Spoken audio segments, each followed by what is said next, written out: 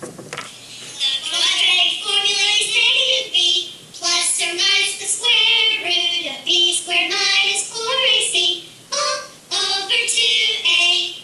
Now you try. X is equal to negative b plus or minus the square root of b squared minus 4ac all over 2a.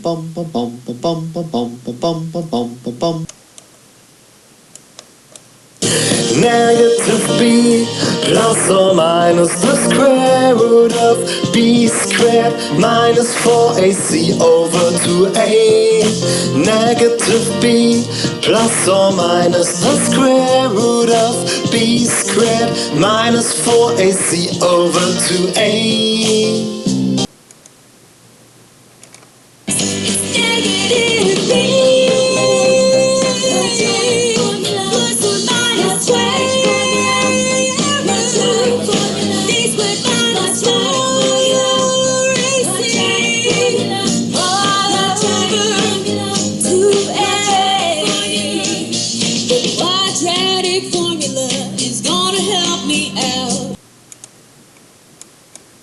Quadratic formula is negative b plus or minus the square root of b squared minus 4ac all over 2a.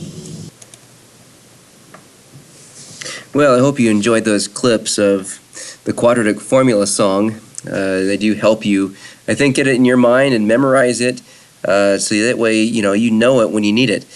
So that's what we're doing here in 3.4 of Algebra 2 Big Ideas, using the quadratic formula. We've been solving the quadratic equation, so we can definitely use factoring, we can use completing the square, we could try even graphing if we dare, but we can also just always go to this quadratic formula. And so that's what we're going to be looking at here in this lesson. But before, let's go ahead and just look at a little cartoon first as we get started. So here's a in the bleachers. It's like probably a first base coach. Slide! As a slide is falling out of the sky. I'm gonna, obviously the runner's thinking he's got to slide into first base, but nope, he's gonna get hit by a slide. Watch out for the slide.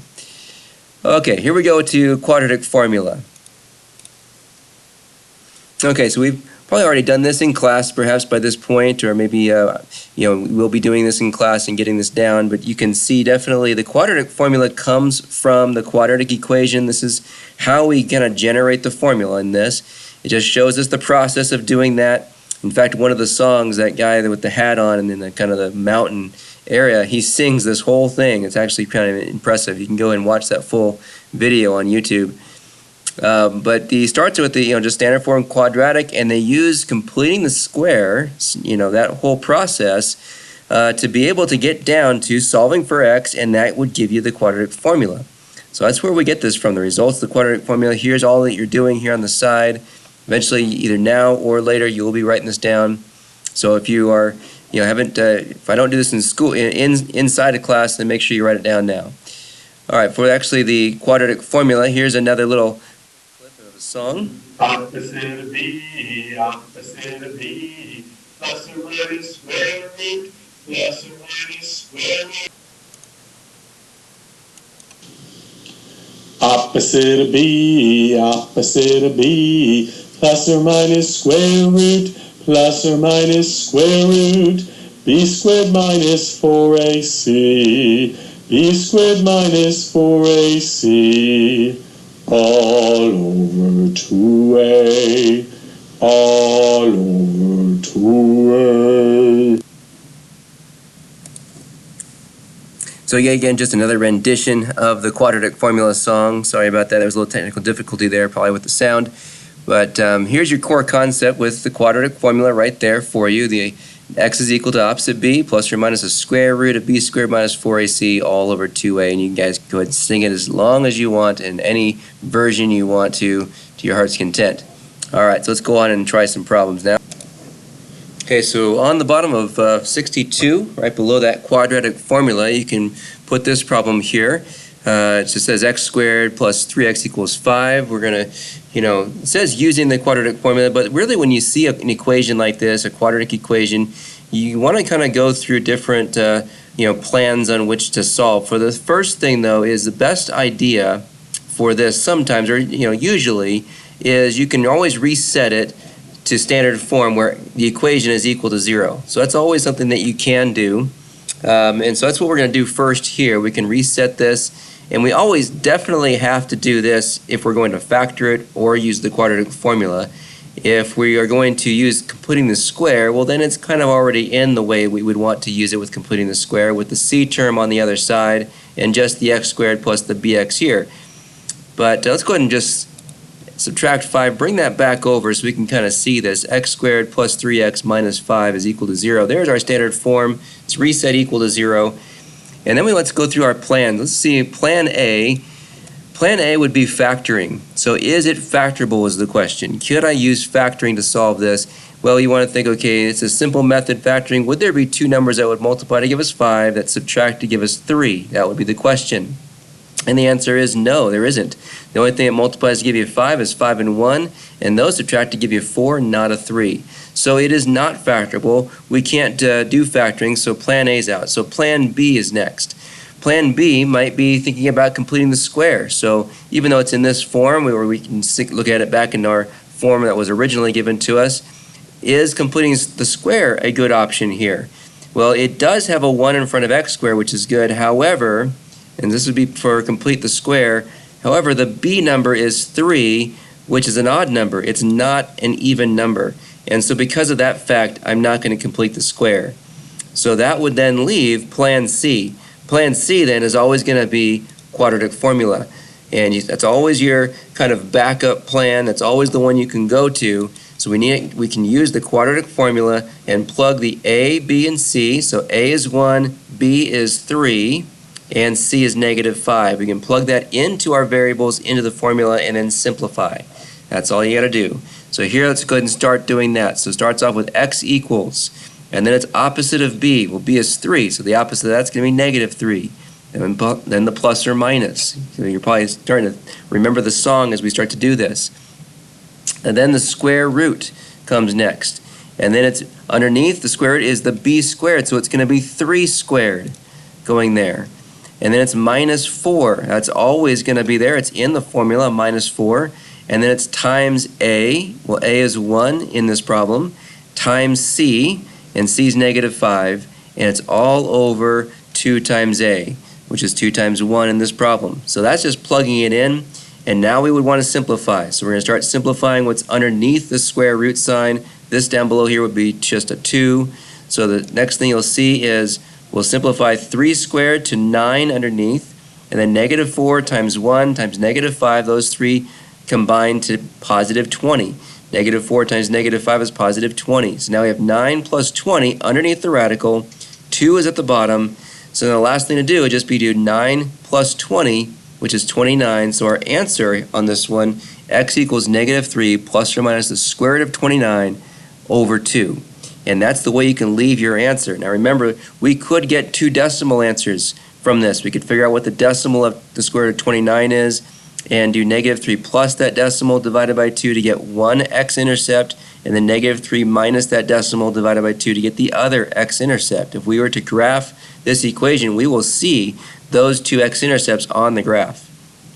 All right, so continuing still on this notes page, in page 62 or 63, we're going to do a few more of these problems. Okay, so if you should maybe still have some space on page 62. If not, you can go over to 63. There's plenty of space there as well to do some of these problems. We're going to do 1 through 3. These are not part of the extra practice yet. These are just some other problems we want to do. We're going to solve these. And it says solve the equation using the quadratic formula. Now, you don't always have to go by what it says here. What I like to do is, look at those different plans that we want to go through. Plan A would be factoring. Plan B would be completing the square. Plan C then would be using the quadratic formula. And now if I only have an x squared, if I don't have my x term, well then the automatic plan is just to use square roots. Solve the x squared, take the square root of both sides. That's typically the easiest way to do it when it's just got an x squared only.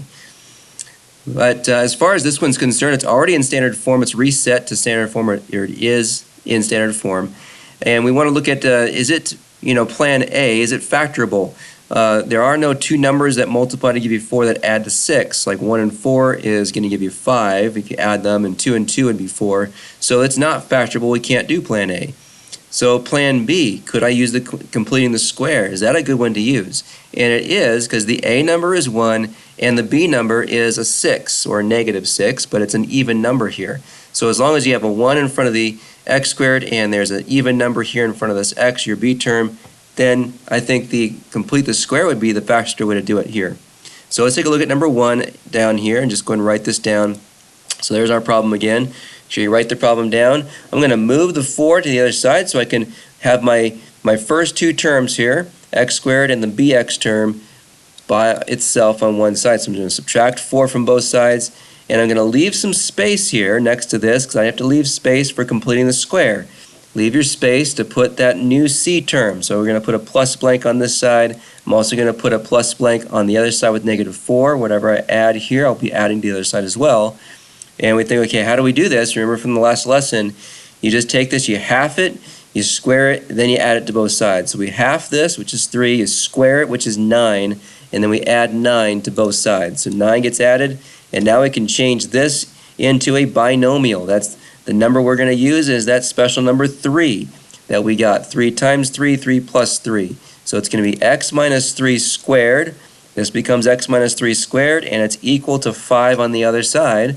And now we just can take the square root of both sides, and that will undo our square here, and we'll do the square root on this side, and we have to, now undo the square. So now you have x minus 3 comes out, and we can't forget the plus or minus to include that when we do this, so plus or minus the square root of 5. There are no perfect squares in 5, so you're going to leave it just that way. And the last thing to do then would just be to add 3 to both sides. So x equals, after we add 3 here, 3 plus or minus the square root of 5. And that's our answer. Now you might think, well, could I have used the quadratic formula? And you could have. You could have said A is 1, B is negative 6, and C is 4. And that would have been fine, but it might have taken you a little bit longer to use the quadratic formula than even to do it this way. So let's take a look at number 2. This one, let's reset it back into standard form. So I'm going to add 7x over here and put that in between these two terms so I can have my A, B, and C. So when I do that, number 2, and I add 7x, it's going to look like this now. So write this down.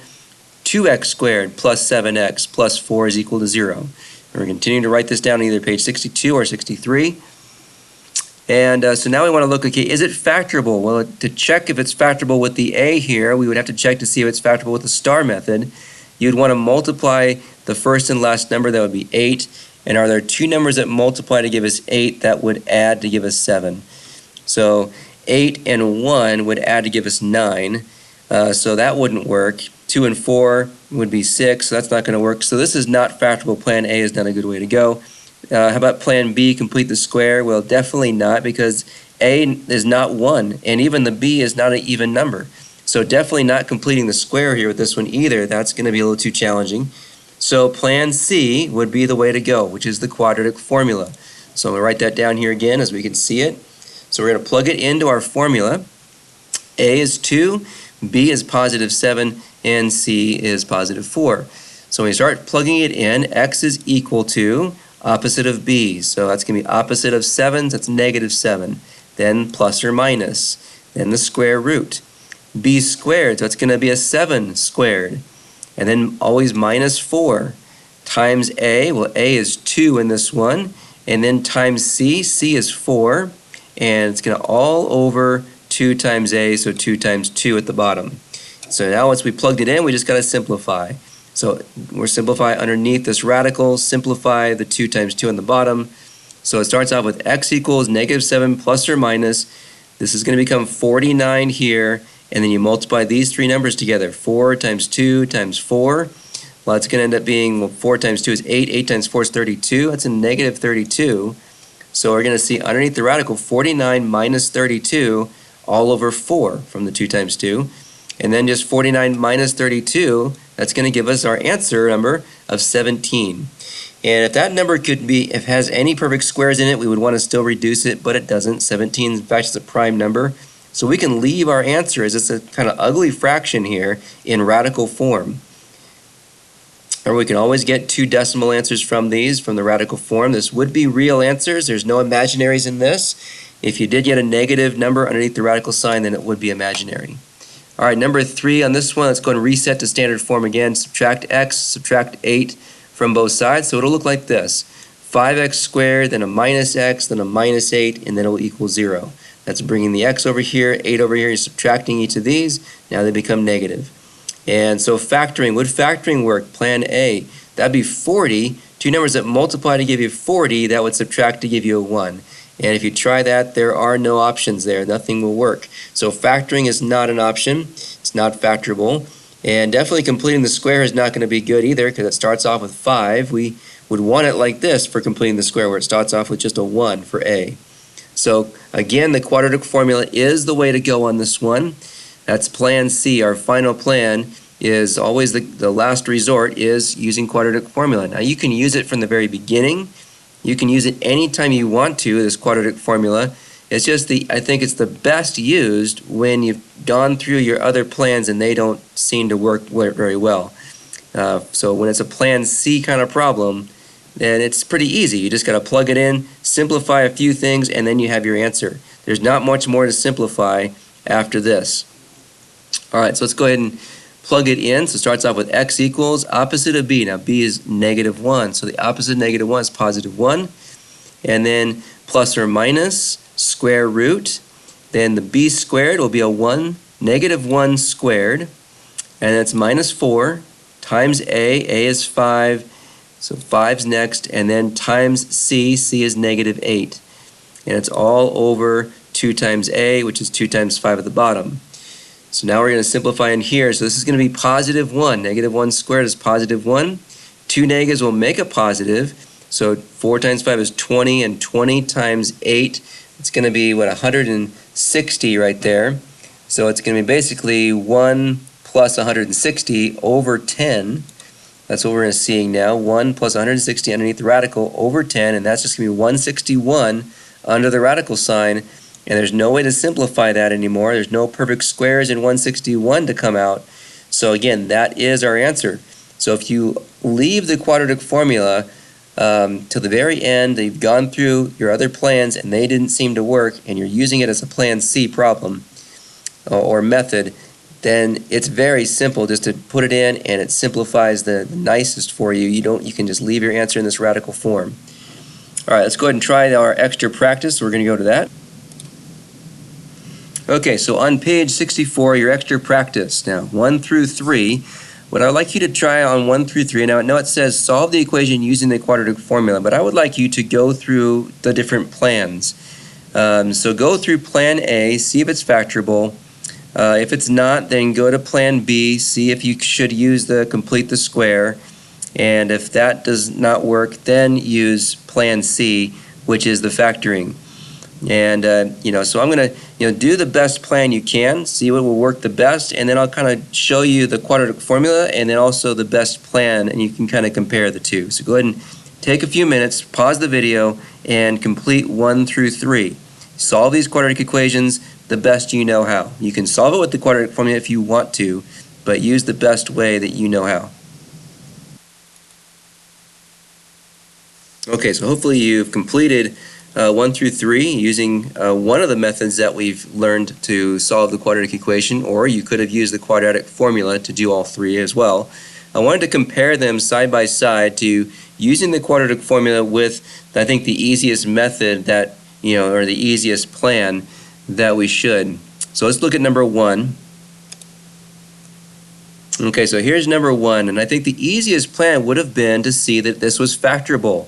Factoring, and even using the simple method of factoring, would have been the fastest way, I believe, because you could have recognized that 18, 2 numbers that multiply to give you 18, which are 9 and 2, they subtract to give you 7. So it is factorable, and you can just use 9 and 2 in there. And they're different signs. The bigger one is negative, and so then you're just getting 2 factors here, set them equal to 0 for the 0 property, and that just becomes positive 9, negative 2. Now, if we were to do that same problem with the formula, and you could have done it this way and plugged everything in, A is 1, B is negative 7, C is negative 18, and you plug everything in there. As you start to simplify, you're going to get 49 plus 72 underneath here with 2 at the bottom, And 49 plus 72 is 121, which is a perfect square. So see, notice we're not leaving it at this stage. We only can leave it here when underneath the radical cannot be simplified. But we can simplify the square root of 121, 2 and 11. And so now you'd have to do 7 plus 11, which would be 18, divided by 2 to get the 9. And then 7 minus 11, which would be negative 4, divided by 2 to get the 2. So you still have to get 9 and 2 as the answers, just like we did there. But this was the work, and I think it was a little more challenging to do that because you have to continue to simplify after you get to this point. All right, let's take a look at number 2 next.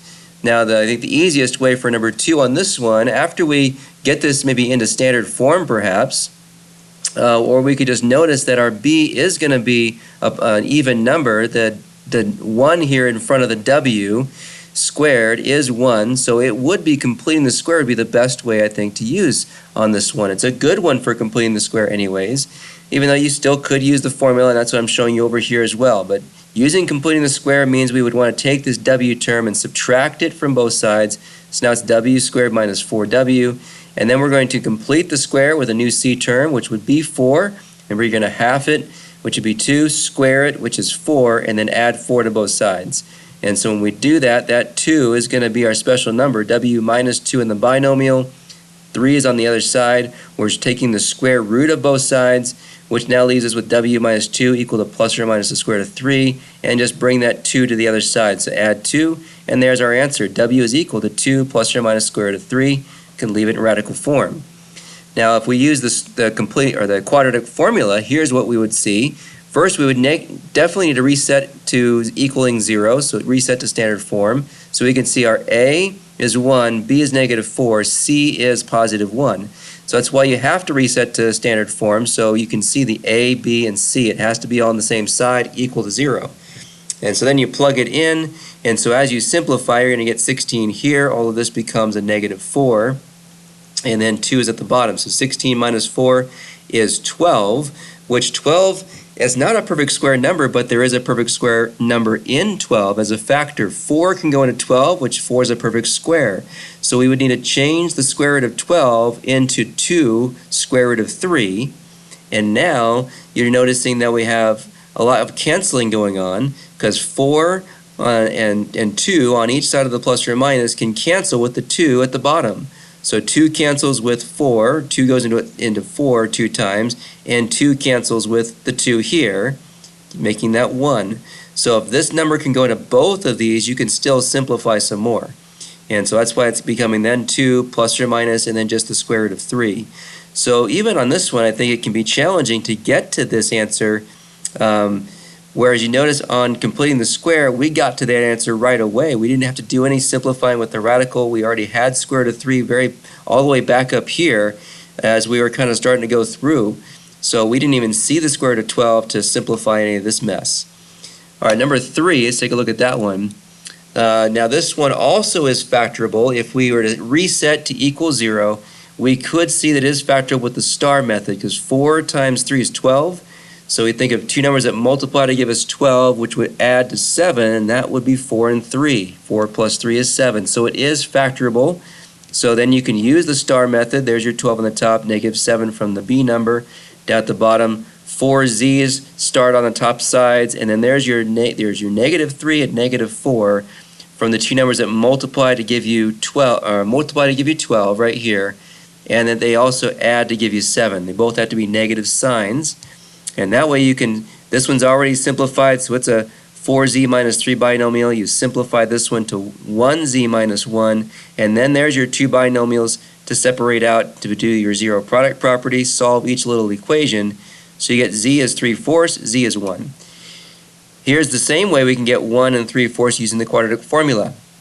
So again, we have to reset it to where it equals 0, and see a is 4, b is negative 7, and c is positive 3. As we plug it in, and you start to simplify underneath the square root sign, you get 49 here. All of this becomes negative 48. So 49 minus 48, that is 1. And 2 times 4 is 8 on the bottom. And we know the square root of 1 is 1 here. And so now you're going to do 7 plus 1, which would be 8 over the 8. 8 over 8 is 1. And 7 minus 1, which is 6. 6 over 8 would need to reduce to 3/4. So honestly, this one can kind of go either way. It's almost about the same amount of work either way, so it's a toss-up to see which one would be easier. Is the star method going to be easier with factoring, or is the quadratic formula? That's really up to you as to which one you prefer doing. So, I might prefer even on this one to do the quadratic formula, because it really isn't that much more difficult than doing the factoring. And especially factoring, if you have a hard time doing the star method, then definitely use this method. You can always use the quadratic formula anytime.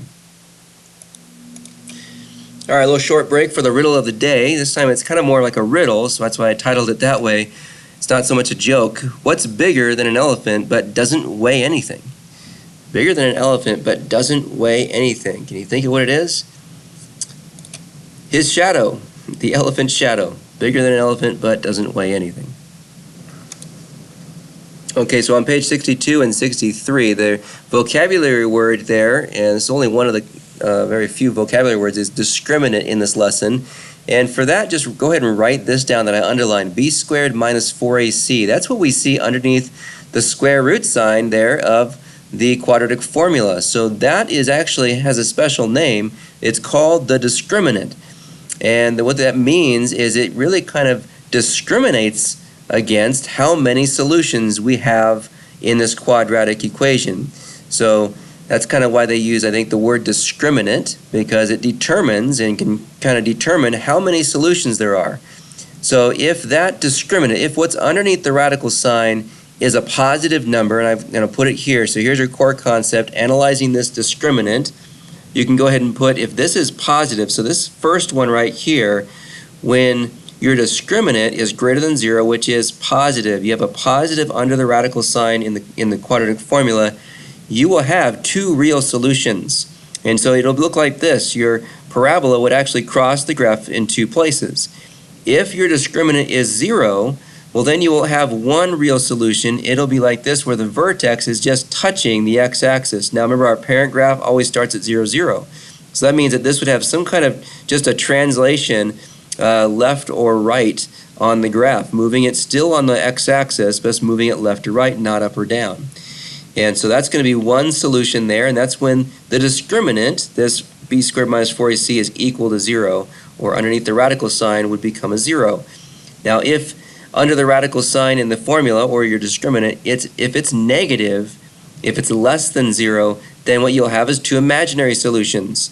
So the imaginary solutions will have no x-intercepts, as you can see, because it's going to be touching, it's not going to touch the x-axis. It'll be like up here above the x-axis, or it could be opening down here below the x-axis, not touching it at all, so there's no x-intercepts. All right, so that's what we're going to go to next on the extra practice. Okay, so back on page 64 for the extra practice 4 through 6, it says find the discriminant. That's what we're going to do. We're tasked to find the discriminant of the quadratic equation and describe the number and type of solutions, of this equation. So the first thing we need to do to find the discriminant is, again, be able to reset it, make sure it's set in standard form. So if it's not set in standard form, like 5 and 6, we're going to need to reset those to standard form where it's equal to 0, like number 4 here is. And so then we want to recognize, okay, what's our A, B, and C? So we want to see, okay, the A, B, and C here. Now A, in this case, would be 1, because there's a 1 in front of the B squared. B is 34, and C is 289. And we're going to plug it into just what would be underneath the radical sign of the quadratic formula, which is b squared minus 4ac. You don't have to do the entire formula, just that part under the square root sign. So the b is 34, so it's going to be 34 squared minus 4 times 1 for A, and then times 289 for C. And then we just simplify. 34 squared, we could do that on a calculator, that is 1156. And then if you multiply, basically negative 4 times 1 is still negative 4, and negative 4 times 289 is a negative 1156. So we're going to get 0 for this one. So that means our discriminant is 0. The discriminant equals 0. And then as far as the number and type of solution, so if the discriminant is 0, that means we have one real solution. Okay, so the number would be 1 and the type is real. So one real solution when your discriminant is 0. For 5, we have to first reset it to standard form, so I'm going to subtract the 3 and add 8x to both sides. And so as we do that, we're going to see x squared, we'll put plus 8x next, minus 3 equals 0. So now there's our standard form. We're not trying to solve this, we're just trying to find the discriminant. So make sure you realize you're not using the whole formula for this or even trying to solve it. You're not trying to find out what the x equals. Just says find the discriminant. So that means what number would be under the radical sign in that quadratic formula. So again, a, b, and c. A is 1, b is 8, and c is negative 3. So as we plug it into here, b squared would be 8 squared. Then minus 4 times a, which is 1, times c, which is negative 3. And so 8 squared is going to be 64. So it's 64 plus 12, because this is going to be 12 now, from negative 4 times 1, which is negative 4. So negative 4 times 3 is 12. And that's going to equal 76. So our discriminant is the number 76. And since that's a positive number, we're going to say there's going to be 2 real solutions. The number is 2, and the type is real. So 2 real solutions when it's a positive discriminant. Number 6, we've got to reset this one also. We have to subtract the 3q to bring that to the other side. We'll put it in between those two, so it will be an A, B, and C. So subtract 3q, so it'll look like this now. 4q squared minus 3q plus 1 is equal to 0. Remember, it doesn't matter the letter. So we had b's over here, x's here, q's here. It doesn't matter the letter. So A is 4, B is negative 3, and C is 1. So as we plug it in, starting off with the b squared, that's negative 3 squared, minus 4, then times a, which is 4, times c, which is 1. So this is going to end up being 9. Negative 3 squared is 9, and we're going to see a negative 16 from back here. So it's going to be 9 minus 16, which as we put those together, 9 minus 16 is a negative 7. So that's our discriminant number. The discriminant equals negative 7, but since the discriminant is negative, that tells us there are 2 imaginary solutions. There'll be 2 imaginary solutions. So you're either going to get 1 real solution if the discriminant is 0, 2 real solutions if your discriminant is a positive number, or 2 imaginary solutions if your discriminant is a negative number. All right, just one more problem to go through and then we'll be done. Okay, so we're going to look at a real life problem, and I just want to show you this. This like diagram here. It kind of helps you figure this out. So when we're talking about velocity is kind of the speed that an object is either thrown or projected or something like that, launched or thrown. Okay, so for an object that is launched or thrown, there's this v here, and so we're going to see that kind of in a formula. Now there's a couple different formulas here. If there's nothing that's either being launched or thrown, so like the golfer here, he's launching the ball in the air. This volleyball player is almost like throwing it down or launching it down. Here's somebody doing a bow and arrow, launching it out. So if that's happening, you're going to be using this formula down here. If the object is just being dropped, like from a tall building or something, you're going to drop some kind of object down. There is no launching involved. You don't need this extra velocity part, this v part. You would just need your time is the t, and then h. h of 0 would be the initial height, the starting height, and then this h would be the height after after its time is a certain number. So if it is launched or thrown, that's what we need to see. There's going to end up being this term here, which would be like your bx term. And I wanted to show you this because if it is going up, this would be like a slope here. If this is like a slope that's going up, that means your velocity is a positive number. If it's going down, if the velocity is going to go down, you're hitting it down or launching it down, that's going to be where your velocity is going to be a negative number. And if it's going straight out, it's going to go straight, just like the x-axis is flat. It's like a zero slope. Your velocity would be 0. So that's just something to keep in mind. You can refer back to this. This is in the book. All right, so let's take a look at our last problem. Okay, so problem 7 says a baseball player hits a foul ball straight up in the air from a height of 4 feet off the ground with an initial velocity of 85 feet per second. So if you can imagine the baseball player, he's standing there at home plate. So where he actually connects with the ball is about 4 feet off the ground. And it says here, letter A, we're going to write a quadratic function that represents the height h of the ball t seconds after it hits the bat. So here's something that's being launched in the air, right? The bat's hitting the ball, it's launching the ball into the air. So we got to use the formula that I was just showing you. That's this formula here. H is equal to negative 16t squared plus v of t, or v of 0t, that's the initial velocity, v of 0, plus h of 0. And so it tells you it has an initial velocity of 85 feet per second. That's going to be this number here, like your B number. And your initial height was 4 feet off the ground. That's going to be your h of 0. So remember, when it's got this little 0 here, that's always like the starting height or starting velocity in this case. So we're just going to plug in those two numbers to write our equation. That's all it says to do first. Write an equation. There, letter A is done. We wrote the equation. We plugged in 85 for the v of 0, plugged in 4 for the h of 0. Then it says for B, when is the ball 110 feet off the ground? Explain your reasoning. So I drew this as well. It might be helpful to kind of see a little graph of this. So if you can think of this here, that's all positive here. And there's the batter right here at 0, 0. Right here at 4, he hits the ball. It goes up in the air. And then it eventually comes down back to the ground being the x-axis. So we want to figure out, when is the ball going to be 110 feet? Now that could be perhaps the vertex, or if it's not the vertex, it could be where there's two places it could be 110. When it's going up, it could hit 110. As it comes back down, it could hit 110 feet off the ground. So in order to do that, that means 110 is going to be our h. So we're just going to plug in h plug in 110 for h right there, and then solve the quadratic equation. So at this point, we would want to subtract 110 from both sides to get it equal to 0. So that's set in standard form. So I'll do that first. And now I got basically a quadratic function in standard form, and I can use the formula. A is negative 16, B is 85, C is a negative 106. So I can plug all of that into a formula and simplify. So that's what we're going to do here. Start off with the opposite of B. So B is 85, so negative 85 plus or minus the square root 85 squared minus 4 times A, which is the negative 16, times C, which is negative 106, and it's all over 2 times A, which is 2 times negative 16. So now I just got to do a lot of simplifying. Using our calculator, we're going to go ahead and simplify this. So we're going to do 85 squared. I'm just going to show you these numbers.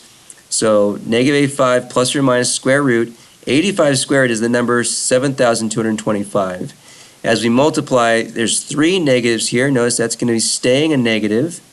So 3 negatives will stay negative. And then 4 times 16 times 106 on the calculator is this number, 6,784. And then 2 times negative 16 on the bottom is negative 32. So now when we subtract these numbers on top, we will end up getting 441 under the radical. So negative 85 plus or minus the square root of 441 over negative 32. Now the square root of 441, we would want to figure that out.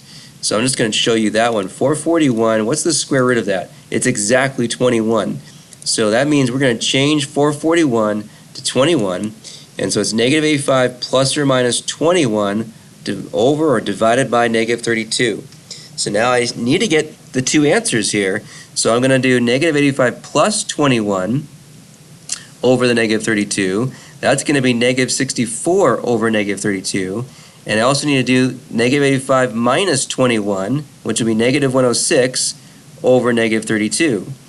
So for this one, it's going to be, they're both going to be positive. So we're going to see that this one's going to be 2 right here. So 2 seconds. 2 seconds after the ball is hit, it's going to get to the height of 110 feet. And then after it kind of reaches its maximum here and starts to come down, it'll also be at 110 feet. At this one, as you divide this, it will be positive as well, 3.3 seconds as well. So there's 2 places it's going to be 110 feet. So this was not the vertex. It was a little bit lower than that. Now letter C says the catcher catches the ball 6 feet from the ground. So how long is the ball in the air? So if the catcher here, I put 6 right there on their graph, and he's going to catch it right here. So basically, how long is the ball, been in the air? So we want to now plug in 6 for the h. The height needs to be 6. So instead of 110, we're going to put 6 in for h, and then solve the quadratic equation with 6 being the height. So we're going to subtract 6 this time from both sides. And so that's going to be negative 2 now over here. So our equation will be this, negative 16t squared plus 85t minus 2. So our c is the only thing that's different. So we'll still use the quadratic formula as we plug it in. As you can see, it'll look like this. It looks very similar. Negative 85 plus or minus the square root of 85 squared minus 4 times negative 16. There's the only difference is right here. Instead of negative 106, which was this c number, now it's negative 2. And it's still over negative 32. So as I do this, I know this is going to be the 7,225 number. So as I simplify here, so there's our 7,225 again. But as I do this, it's still going to be negative, but this time it's going to be negative 128. And when I subtract that, I end up with getting a square root of 7,097. So I'd want to do this on the calculator and figure out what that is. So if I do 7,097 and hit the square root of that, that's going to be 84.2. So let's go ahead and put 84.2 for that one. So negative 85 plus or minus 84.2 right there. So I need to do negative 85 plus 84.2 over negative 32. That's going to be one answer. When I do it, I'm going to be subtracting because I have a negative and then a positive. So that's going to become negative 0.8 on that one. And then the other one will be negative 85 minus 84.2. And so that's going to end up being a bigger number, negative 169.2 over negative 32. Now for this one, this is going to be a very small number. So remember, there's two places in which the height's going to be 6. So remember, he starts hitting it at a height of 4. Immediately, right after he hits it, it's going to hit 6. Like just a few milliseconds after that, it'll hit 6, and it'll go all the way up, come all the way back down. The catcher catches it at 6. So it couldn't be this answer. So this answer we're not going to use. Definitely, it's going to be the bigger number here. This will be a positive 169 divided by 2, or 169.2 divided by 32. We can do that in the calculator. That becomes 5.3. So 5.3 seconds is the answer for C. All right, so that concludes our lesson on the quadratic formula. And you want to go on to your assignment now for this, and I will see you on the next lesson.